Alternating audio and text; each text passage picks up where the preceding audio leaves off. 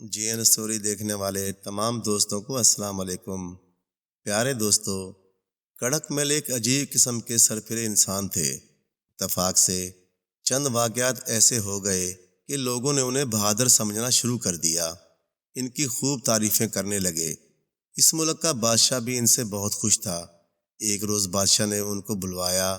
کڑک مل محل میں پہنچے تو ان کو دیکھتے ہی بادشاہ نے کہا، کڑک مل، ہمیں اطلاع ملی ہے کہ 30 ڈاکوؤں کا ایک بڑا گروہ شہر کے اندر داخل ہو گیا ہے۔ یہ لوگ آئے دن ڈاکے ڈالتے پھرتے ہیں۔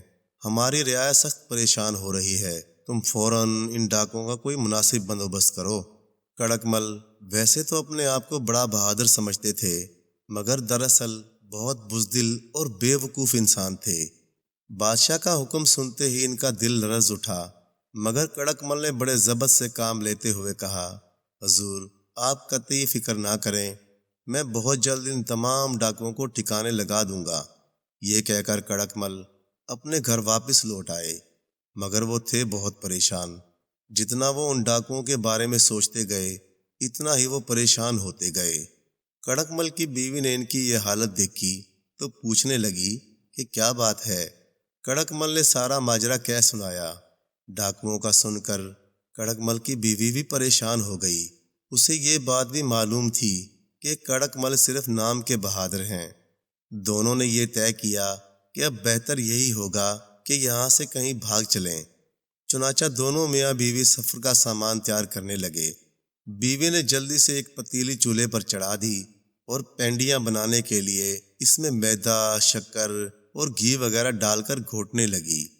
باورچی خانے کی چھت لکڑی کی بنی ہوئی تھی اور اس کی میلی کچیلی بلیوں کے اندر ایک زہریلا سانپ چھپا بیٹھا ہوا تھا۔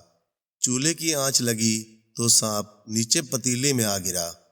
باورچی خانے میں روشنی بہت مدھم تھی، اس لیے کڑک مل کی بیوی سانپ کو پتیلے میں گرتے ہوئے نہ دیکھ سکی اور وہ اسی طرح سے پتیلے کے اندر کفگیر گھماتی رہی۔ سانپ کے ٹکڑے ٹکڑے ہو گئے اور وہ بھی میدے میں خوب اچھی طرح سے شامل ہو گیا۔ جب کڑک مل کی بیوی پکا چکی تو اس نے اس کی پینڈیاں بنانا شروع کر دیں۔ 30 پنڈیاں تیار ہو گئیں۔ کڑک مل نے ایک جھولی میں یہ پنڈیاں رکھ لیں اور ایک ہلکا سا بستر اور ایک صندوق لے کر دونوں میاں بیوی گھر سے چل دیے۔ ہر طرف سناٹا چھایا ہوا تھا۔ یہ دونوں تیزی سے آگے بڑھتے چلے گئے۔ کافی دور جانے کے بعد ایک جگہ پر انہوں نے دیکھا کہ بہت سے آدمی جمع ہیں اور ایک پالکی بھی رکھی ہوئی ہے۔ ایسا معلوم ہو رہا تھا جیسے کوئی بارات جا رہی ہو۔ کڑک مل اور اس کی بیوی جب ان لوگوں کے قریب پہنچے تو ایک آدمی نے ان کا راستہ روک لیا اور ڈانٹ کر پوچھا، تم کون ہو اور اتنی رات گئے کہاں جا رہے ہو؟ کڑک مل نے نہایت عاجزی سے کہا، حضور، ہم لوگ غریب مسافر ہیں۔ اس پر وہ آدمی بولا، یہ تمہاری جھولی میں کیا ہے؟ کڑک مل نے کہا، حضور، اس میں تو چند پینڈیاں ہیں۔ یہ سنتے ہی اس آدمی نے لپک کر جھولی چھین لی اور ایک ایک پینڈی اپنے تمام ساتھیوں کو دے دی۔ یہ لوگ وہی 30 ڈاکو تھے جن کے بارے میں بادشاہ نے کڑک مل سے کہا تھا۔ اس وقت یہ ڈاکو ایک بارات کو لوٹ کر یہاں آرام کر رہے تھے۔ پالکی میں بیچاری دلہن بیٹھی ہوئی تھی جسے یہ ڈاکو زبردستی اٹھا لائے تھے۔ کڑک مل کو ان تمام باتوں کا قطعی علم نہ تھا۔ پینڈیاں لینے کے بعد ڈاکوؤں کے سردار نے کڑک مل سے کہا، تم دونوں اسی جگہ چپ چاپ بیٹھ جاؤ اور جب تک ہم اجازت نہ دیں ایک قدم بھی آگے نہ بڑھانا۔ بیچارے کڑک مل اور اس کی بیوی ڈر کر چپ چاپ زمین پر بیٹھ گئے اور ان ڈاکوؤں نے وہ پینڈیاں کھانا شروع کر دیں۔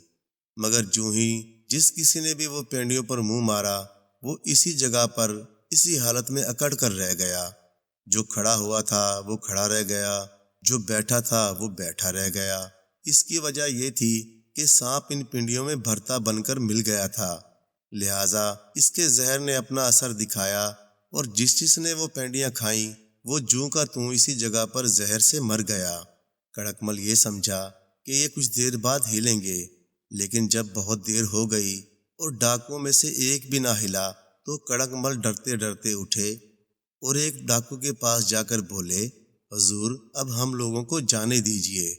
جب کوئی جواب نہ ملا تو کڑک مل نے گڑ گڑا کر ایک ڈاکو کے قدموں کو پکڑ لیا مگر کڑکمل نے جوں ہی ڈاکو کو چھوا تو ڈاکو دھڑام سے زمین پر گر پڑا۔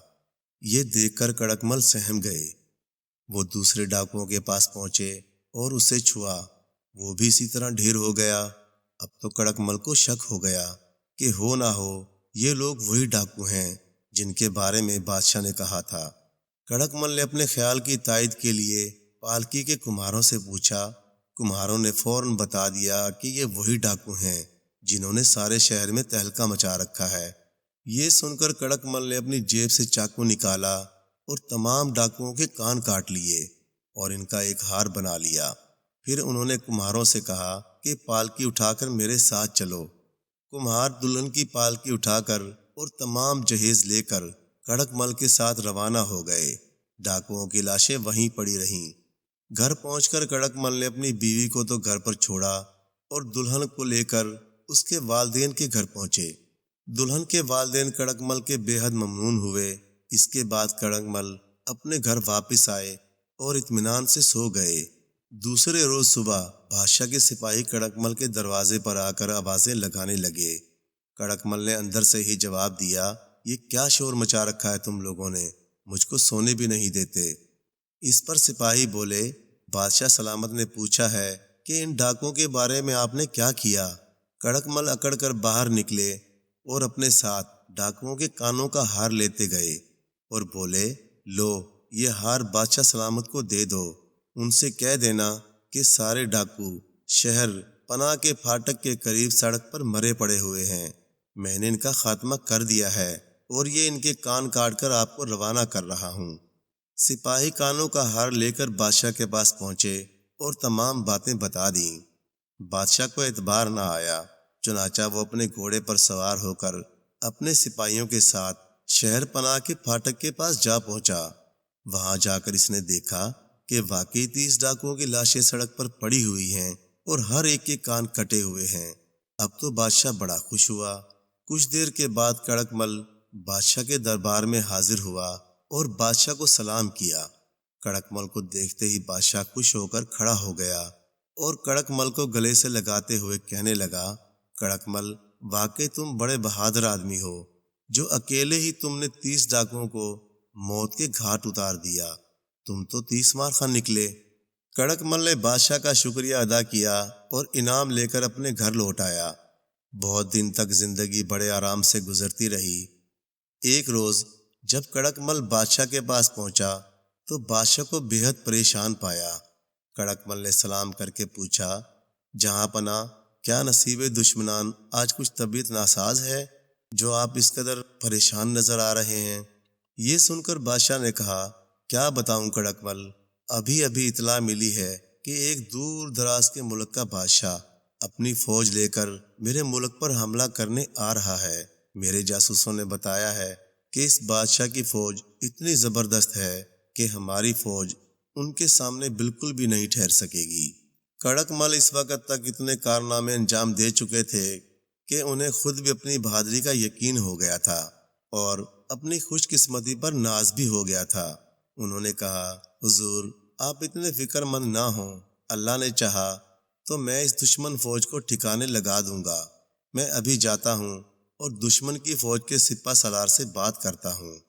کڑکمل کے ان الفاظ نے بادشاہ کو بڑی تسلی دی۔ اس نے کہا، کڑکمل تم میرے ساتھ شاہی استبل چلو اور اپنی پسند کا گھوڑا چن لو اور اسی پر بیٹھ کر روانہ ہو جاؤ۔ یہ کہہ کر بادشاہ کڑکمل کو اپنے شاہی استبل میں لے گیا۔ مزے کی بات یہ تھی کہ کڑکمل کو گھوڑے پر چڑھنا ہی نہیں آتا تھا۔ استبل میں پہنچ کر کڑکمل کو یہ فکر ہوئی کہ اب کیا کرنا چاہیے۔ استبل میں طرح طرح کے گھوڑے کھڑے ہوئے تھے۔ خاص بادشاہ کی سواری کا جو گھوڑا تھا وہ اپنی ایک ٹانگ ذرا سی اٹھائے ہوئے کھڑا تھا۔ کڑکمل نے جب اس کو دیکھا تو سوچا کہ یہ گھوڑا شاید لنگڑا ہے۔ کڑکمل نے اسی گھوڑے کی طرف اشارہ کر دیا اور اپنے دل میں سوچنے لگا کہ یہ لنگڑا گھوڑا تو تیز نہیں دوڑ سکے گا، اس لیے مجھے کوئی پریشانی نہ ہوگی۔ ادھر بادشاہ نے جب یہ دیکھا تو دل میں سوچنے لگا کہ یہ کڑکمل واقعی بڑا ہوشیار آدمی ہے، جبھی تو اس نے خاص میری سواری کے گھوڑے کو پسند کیا ہے۔ بہرحال بادشاہ نے سائس کو حکم دیا اور اس گھوڑے پر زین اور لگام کس دی گئی۔ کڑک مل کو گھوڑے کی سواری تو آتی نہ تھی، لہٰذا انہوں نے ایک ترکیب نکالی۔ بادشاہ سے کہا، حضور آپ مجھے اس گھوڑے پر بٹھا کر اچھی طرح سے رسیوں سے اس کی پیٹھ پر باندھ دیں، کیونکہ میں جس قسم کا حملہ کرنے والا ہوں اس کے لیے یہ کام نہایت ضروری ہے۔ یہ سن کر بادشاہ کو بڑا تعجب ہوا، مگر وہ یہ سمجھا کہ شاید کڑک مل کسی انوکھے انداز سے حملہ کرنے والا ہے۔ کڑک مل کو کئی آدمیوں نے مل کر گھوڑے پر بٹھا دیا اور اس کے بعد موٹے موٹے رسوں سے انہیں گھوڑے کی پیٹھ پر خوب کس کر باندھ دیا۔ گھوڑا بھی یہ تماشا دیکھ رہا تھا، مگر چونکہ وہ شاہی سواری کا گھوڑا تھا لہٰذا خاموشی سے ہر بات کو برداشت کرتا رہا۔ اس کے بعد کڑک مل نے سائس سے کہا کہ اب گھوڑے کو ایک چابک مارو۔ جیسے ہی سائس نے گھوڑے کو چابک مارا، چابک کا لگنا تھا کہ گھوڑا ہوا سے باتیں کرنے لگا۔ کڑک مل رسیوں سے جکڑے ہوئے نہ ہوتے تو فوراً گر پڑتے۔ دیکھتے ہی دیکھتے ایک ہی نگاہ میں کڑک مل اور گھوڑا بادشاہ اور اس کے مصاحبین کی نظروں سے اوجھل ہو گیا۔ کڑک مل گھوڑے کی پیٹھ پر تو بیٹھے ہوئے تھے، مگر ان کی حالت نہایت خراب ہو رہی تھی۔ ڈر کے مارے کڑک مل کا برا حال ہو رہا تھا۔ کئی بار انہوں نے ایڑ مار کر گھوڑے کو روکنا چاہا، مگر ایڑ لگنے سے گھوڑا اور تیز ہوتا گیا۔ کئی میل کی مسافت آنن فانن طے ہو گئی۔ اتفاق سے گھوڑا اب ایک ایسی جگہ سے گزر رہا تھا جس کے دونوں طرف درخت لگے ہوئے تھے۔ کڑک مل نے ڈر کے مارے ایک درخت کی موٹی سی شاخ کو بڑی مضبوطی سے پکڑ لیا، مگر گھوڑا اتنا سرپٹ دوڑ رہا تھا کہ وہ درخت بھی جڑ سے اکھڑ گیا۔ ایک عجیب اور بھیانک منظر سامنے تھا۔ کڑک مل رسیوں سے جکڑا ہوا گھوڑے کی پیٹھ پر بیٹھے تھے اور اپنے ہاتھوں سے ایک بڑا سا درخت پکڑے ہوئے تھا۔ گھوڑا تیزی سے بھاگتا چلا جا رہا تھا اور درخت بھی ان کے ساتھ ساتھ کھڑکھڑاتا ہوا چلا جا رہا تھا۔ اس ہولناک صورت میں کڑک مل دشمن کی فوج کے سامنے پہنچ گیا۔ دشمن کی فوج قطاریں بنائے ہوئے کھڑی تھی۔ گھوڑے کو رکنا پڑا۔ دشمن کی فوج کا ایک سپہ سالار کڑک مل کو اس حالت میں دیکھ کر بے حد حیران ہوا۔ آگے بڑھ کر اس نے کڑک مل کو سلام کیا اور پوچھنے لگا، جناب والا آپ کون ہیں اور کہاں سے تشریف لا رہے ہیں؟ اس پر کڑک مل نے اکڑ کر جواب دیا، میں اپنے بادشاہ کی طرف سے تم کو یہ پیغام سنانے آیا ہوں کہ تم فوراً اپنی فوج کو لے کر یہاں سے واپس لوٹ جاؤ، ورنہ تمہاری خیر نہیں۔ شاید تم کو معلوم نہیں کہ میری ہی طرح کے ہزاروں گھڑ سوار اسی ہولناک انداز میں درختوں کو جڑوں سے اکھاڑ کر میرے پیچھے پیچھے چلے آ رہے ہیں۔ میں نے مناسب سمجھا کہ آگے بڑھ کر تم کو پہلے تنبیہ کر دوں تاکہ مفت میں انسانوں کا خون نہ بہے۔ سپہ سالار نے جب یہ سنا تو وہ بڑا گھبرایا۔ وہ سمجھا کہ شاید ہی جنوں کی بستی ہے جس کے گھڑ سوار گھوڑوں پر رسیوں سے جکڑے ہوئے رہتے ہیں اور وہ اپنے ساتھ درختوں کو بھی اکھاڑ کر چلتے ہیں۔ اس نے اپنے دل میں سوچا کہ ایسی فوج سے لڑنا تو بے وقوفی ہوگی، کیونکہ ان سے جیتنا تو ناممکن ہوگا۔ اس نے بڑے ادب سے کہا، حضور والا ہم لوگ اسی وقت یہاں سے واپس ہو جاتے ہیں۔ آپ اپنے بادشاہ سلامت کو ہماری طرف سے سلام کہیے اور کہہ دینا کہ ہم کو خبر نہ تھی کہ آپ کی فوج اس قسم کی ہے، ورنہ ہم کبھی ایسی جرت نہ کرتے۔ اس کے بعد سپہ سالار نے کڑک مل کو طرح طرح کے تحفے دیے اور بادشاہ کے لیے نذرانہ پیش کیا۔ پھر وہ اپنی فوج کو لے کر واپس لوٹ گیا۔ کڑک مل خوشی خوشی اپنے شہر کی طرف واپس لوٹ آیا۔ بادشاہ اور سب لوگ اس کا بے چینی سے انتظار کر رہے تھے۔ بادشاہ سمیت تمام لوگوں نے کڑک مل کو تحفے تحائف سے لدا پدا دیکھا تو بے حد حیران ہوئے۔ بادشاہ نے پوچھا، کہو کڑک مل کیا ہوا؟ اس پر کڑک مل نے نہایت فخر سے جواب دیا، جہاں پناہ کا اقبال بلند ہو، میں نے تو پہنچتے ہی دشمن کی فوج کے سپہ سالار کو اس بری طرح سے ڈانٹا کہ وہ گھبرا گیا اور معافی مانگتا ہوا اپنے ملک لوٹ گیا۔ جاتے جاتے آپ کے لیے یہ نذرانے دے گیا ہے اور معافی کی التجا کر کے گیا ہے۔ یہ سن کر بادشاہ بڑا خوش ہوا اور کہنے لگا، کڑک مل آج تم نے جس طرح سے ہماری سلطنت کی حفاظت کی ہے، میں اس کے صلے میں تم کو اپنا وزیر بناتا ہوں۔ اس کے بعد بادشاہ نے کڑک مل کو بہت سے ہیرے جواہرات انعام میں دیے اور کڑک مل اطمینان سے زندگی بسر کرنے لگا۔ پیارے دوستو، کہانی اچھے لگے تو لائک کریں، شیئر کریں اور مزید اسی طرح کی سبق آموز کہانیاں دیکھنے کے لیے دیکھتے رہیں جی این اسٹوری ٹی وی۔ شکریہ۔